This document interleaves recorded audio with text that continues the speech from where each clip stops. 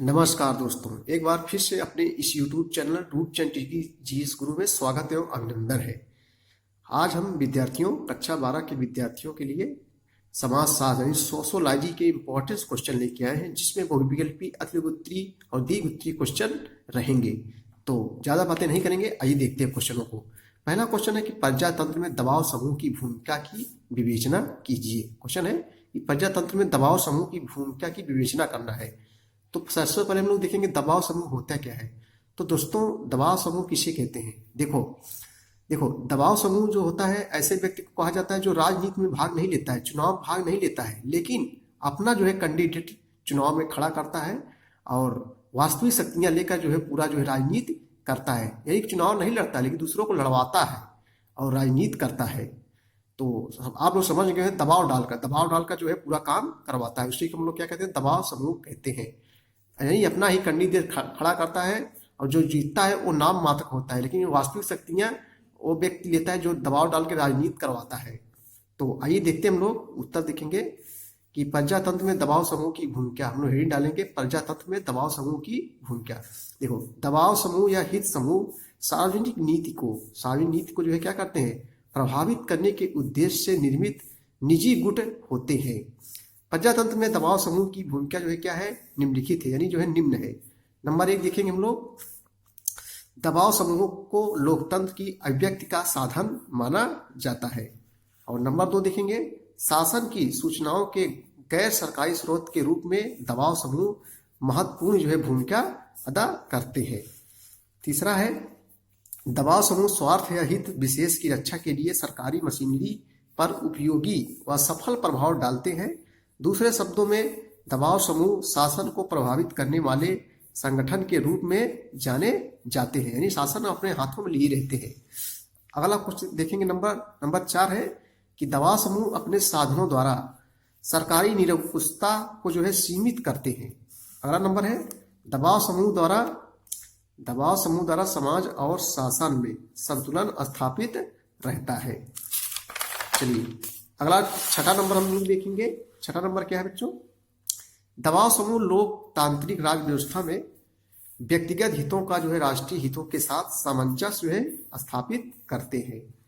अगला नंबर देखेंगे, 7 नंबर देखेंगे, दबाव समूह विधि निर्माण में विधायकों की सहायता करते हैं। विधि माने होता है कानून, यानी कानून निर्माण में विधायकों की क्या करते हैं? सहायता करते हैं। चलिए अगला देखेंगे हम लोग। अगला क्वेश्चन है कि भारतीय समाज में धर्म के महत्व की विवेचना कीजिए। क्या क्वेश्चन कह रहा है बच्चों? देखेंगे भारतीय समाज में जो है धर्म के महत्व की विवेचना करना है। तो सबसे पहले हम लोग हेडिंग डाल देंगे कि भारतीय समाज में धर्म का महत्व। ऐसे यानी इसमें क्वेश्चन है कि भारतीय समाज में धर्म के महत्व की विवेचना कीजिए, तो बच्चे सभी हेडिंग डालेंगे भारतीय समाज में धर्म का महत्व। भारतीय समाज में धर्म का महत्व जो है निम्नलिखित है, यानी जो है निम्न है।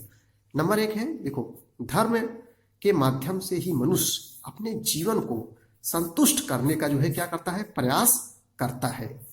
अगला नंबर देखिए, नंबर 2 हम लोग, धर्म उन समस्याओं का समाधान प्रस्तुत करता है जिन्हें विज्ञान भी सुलझाने में क्या होता है? असमर्थ है। अगला नंबर देखेंगे, नंबर 3, धर्म जो है नैतिक मूल्यों को स्पष्ट करता है। नैतिकता का जो है बोध मनुष्य में आत्मनियंत्रण करता है। इस प्रकार धर्म का व्यक्तिगत एवं सामाजिक दोनों ही दृष्टि से अत्यधिक जो है महत्व है। अगला नंबर देखेंगे हम लोग, इसी में धर्म सामाजिक संगठन का जो है क्या है? एक आधार है।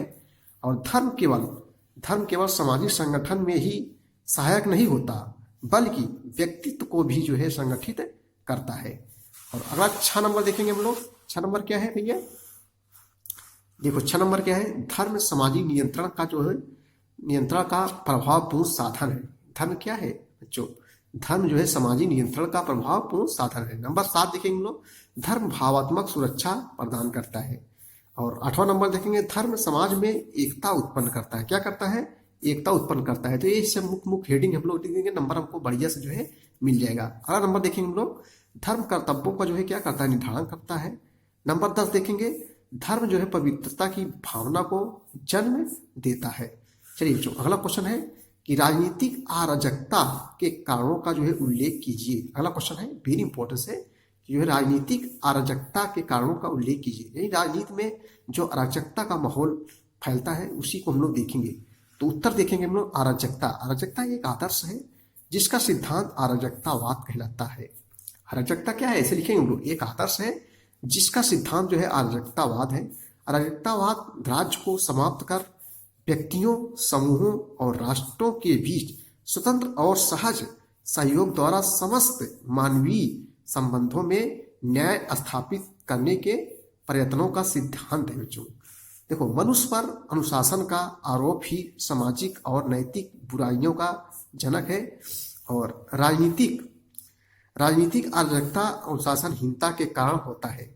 जो राजनीतिक में अराजकता फैलती है वो अनुशासनहीनता के कारण होता है। देखो, राजनीति में जैसे हो गया, जैसे राजनीति में जातिवाद, भाई भतीजावाद और संप्रदायवाद, एकाधिकार तथा क्षेत्रीयतावाद के प्रचलन के कारण अराजकता जो है, अराजकता का माहौल फैलता है, यानी अराजकता जो है फैलती है। बच्चों जातिवादता जो रहती है ना, कि अपनी अपनी जातियों को लेकर सब लोग जो है राजनीति करते हैं, जिससे क्या होता है, माहौल खराब हो जाता है। तो इसी को हम लोग क्या कहते हैं, अराजकतावाद कहते हैं। चलिए अगला क्वेश्चन देखेंगे जो बहुविकल्पी है। भाइयों बहुविकल्पी क्वेश्चन भी इंपॉर्टेंस है, जरूरी है। आइए देखते हैं। पहला क्वेश्चन है, देखो, संस्कृत को भौतिक और अभौतिक संस्कृतियों में किसने जो है वर्गीकृत किया है। संस्कृति को भौतिक और अभौतिक संस्कृतियों में किसने वर्गीकृत किया है। चार ऑप्शन है, वेबर है कि मार्गन है कि सोरोकिन है कि आगबर्न है। तो इसका सही जवाब बच्चों हो जाएगा डी, हो जाएगा आगबर्न। अगला क्वेश्चन देखेंगे हम लोग, संयुक्त परिवार और औद्योगिकरण एवं नगरीकरण के प्रभाव का अध्ययन किसने किया। ये भी इंपॉर्टेंट क्वेश्चन है कि जो है संयुक्त परिवार पर औद्योगिक एवं नगरीकरण के प्रभाव का अध्ययन किसने किया। चार ऑप्शन है, K M Kapadia, J S Ghurye, Irawati Karve, M S Gore. तो इसका सही जवाब हो जाएगा बच्चों एम एस गोरे। क्या हो जाएगा, एम एस गोरे हो जाएगा। चलिए अगला क्वेश्चन देखेंगे हम लोग, भारत में प्रथम पिछड़े वर्ग आयोग के अध्यक्ष कौन थे। BP Mandal, B R Ambedkar, Kaka Kalelkar की एम के गांधी। तो भारत में जो है प्रथम पिछड़े वर्ग आयोग के जो अध्यक्ष थे वो थे जो है काका कालेकर। कौन थे बच्चों, काका कालेकर थे। चलिए अगला क्वेश्चन हम लोग देखेंगे जो बहुत ही इंपॉर्टेंट क्वेश्चन है कि मजदूर संघ यानी ट्रेड यूनियन की स्थापना जो है किसने की थी। बीपी पाटिया, महात्मा गांधी, बाबा साहेब अम्बेडकर, एम एन राय। तो इसका सही जवाब बच्चों हो जाएगा, तो इसका बच्चों सही जवाब हो जाएगा बीपी पाटिया। बीपी जो है पाटिया, मजदूर संघ ट्रेड यूनियन की स्थापना की थी। नेक्स्ट क्वेश्चन देखेंगे हम लोग कि निम्न में से कौन एक समुदाय की विशेषता नहीं है। कह रहा है कि निम्न में से कौन से एक समुदाय की विशेषता नहीं है।